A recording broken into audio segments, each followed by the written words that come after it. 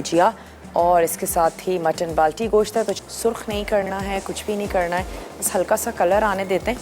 उसके बाद हम इसमें ऐड कर देंगे अभी मैं साबित गरम मसाला ऐड कर देती हूँ और उसके साथ साथ प्याज को लाइट सा गुलाबी होने देते हैं। फिर हम इसमें ऐड कर देंगे अदरक लहसुन का पेस्ट और मेरे पास बॉयल हुआ हुआ मटन है, तो अगर आप कच्चा ऐड कर रही हैं तो यकीनन फिर आपने उसको पकने के लिए जो है वो टाइम देना होगा। मसाला अच्छे से भून लें, उसके बाद उसमें पानी ऐड कर दें इतना कि वो अच्छे से गल जाए।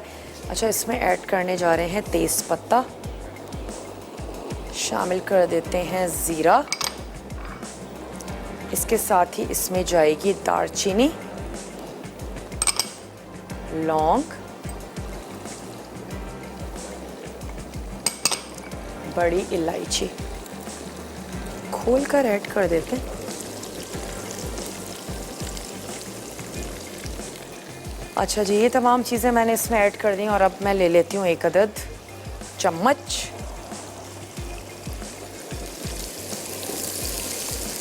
थोड़ा सा इस पर आने देते हैं कलर। अच्छा, टमाटर की हमने प्यूरी कर ली है। टमाटर की प्यूरी आप कैसे करेंगे अब तो वो तमाम हमारे देखने वाले बहुत अच्छे से समझ भी गए होंगे, लेकिन वो नए देखने वाले, आपने सिंपल टमाटर को लेना है, टमाटर को ब्लेंड कर लीजिएगा, थोड़ा सा कोशिश करें कम ही पानी ऐड करें और उसके बाद जो चीज़ आपके पास आएगी वो टमाटो प्यूरी है।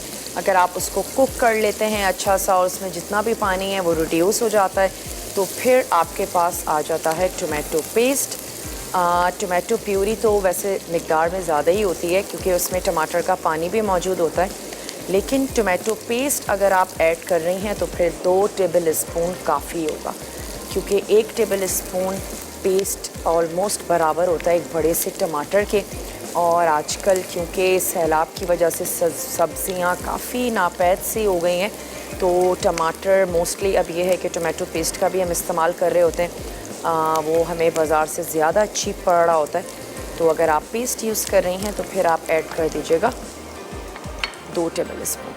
चलें, अब हम इसमें ऐड करने जा रहे हैं ये बॉयल हुआ हुआ गोश्त और साथ ही मैं इसमें ऐड कर देती हूँ लहसुन और अदरक।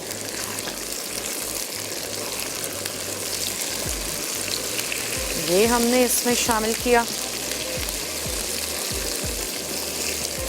चलो थोड़ा सा इसको भून लेते हैं, गोश्त भी भुन जाएगा, लहसुन अदरक का जो कच्चापन है वो भी दूर हो जाएगा, प्याज भी पकनी शुरू हो जाएगी, थोड़ी सी और लाइट सी गुलाबी हो जाएगी। फिर हम इसमें ऐड करना शुरू करेंगे मसाले, जो कि टोमेटो प्यूरी के साथ ही हम इसमें शामिल करेंगे।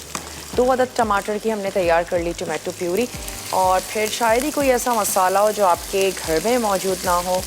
नमक है, धनिया है, पिसी हुई लाल मिर्च है जो हम इसमें ऐड करने जा रहे हैं। और फिर जब टमाटर और मसाले अच्छे से भुन जाएंगे तो फिर हम इसमें ऐड कर देंगे दही और मैं इसको दम दे दूँगी थोड़ी सी देर के लिए।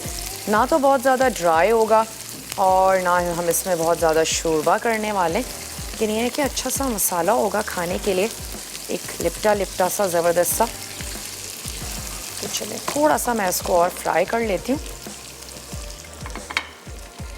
उसके बाद हम इसमें शामिल करने जा रहे हैं जनाब नमक ऐड कर देते हैं और कुछ जो मसाले हैं वो शामिल करना शुरू कर देते हैं। नमक इसमें जाएगा हस्बे ज़रूरत,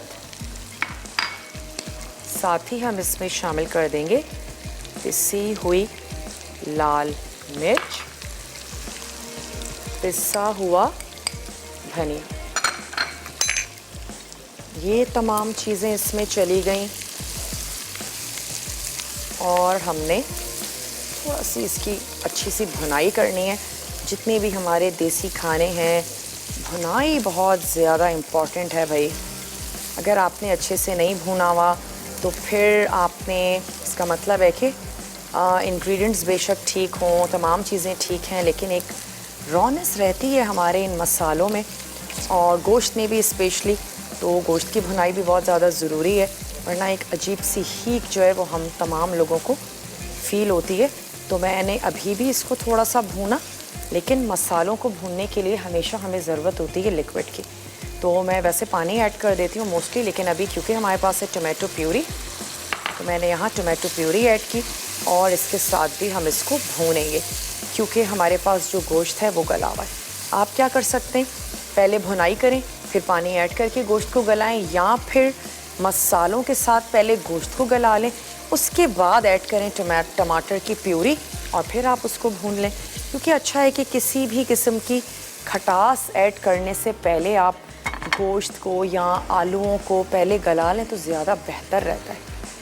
तो चलें, जब तक ये थोड़ा बहुत इसका काम हम कर रहे हैं तो लौकी का जो मसाला है उसकी बस कटिंग कर लेते हैं। ये आ गए हमारे पास टमाटर और ये एक अदद प्याज है तो मैं इसकी भी स्लाइस कर लेती हूँ।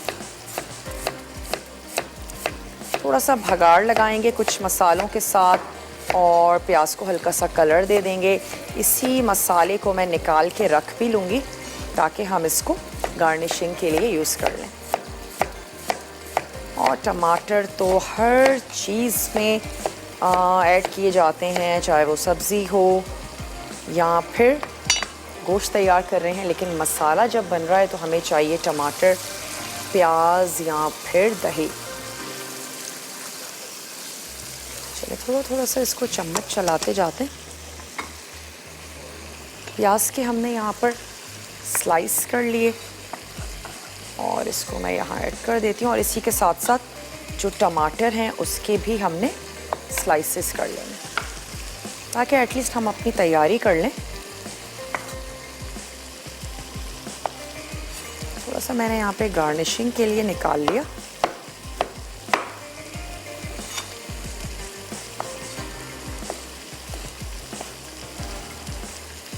साथ साथ भूनते भी जाएंगे और अपनी जो कटिंग का काम है वो भी हम करते जाएंगे।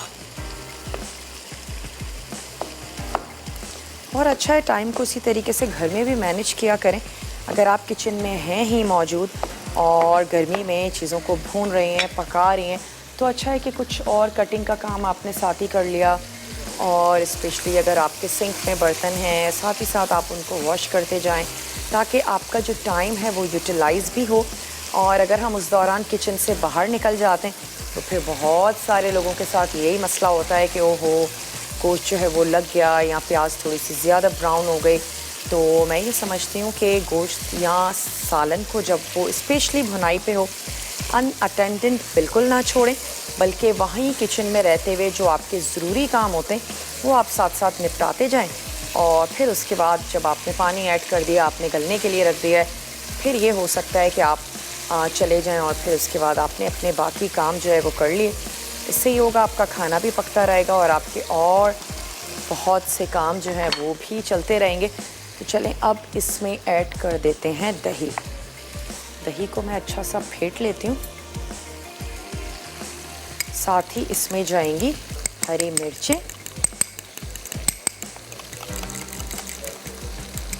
थोड़ा सा हम इसमें ऐड करेंगे पिसा हुआ गरम मसाला। ब्रेक का भी टाइम है तो फिर ऐसा करते हैं ब्रेक से आने के बाद करते हैं ताकि मैं इसकी थोड़ी सी और भुनाई कर लेती हूँ। ब्रेक से वापस आते हैं, बस इसमें दही कुछ मसाले ऐड करके दम पे रखेंगे। है दही, तो ये चला गया इसमें दही। अच्छा सा मिक्स कर लेते हैं और इसके साथ ही मैं इसमें ऐड कर दूंगी हरी मिर्चें, पिसा हुआ गरम मसाला। इसको थोड़ी सी देर के लिए रख देते हैं दम पे और आ जाते हैं अपने लौकी के मसाले की तरफ। तो चलिए जी, इसको हमने 2 अदद मैं इसमें ऐड कर देती हूँ हरी मिर्चें।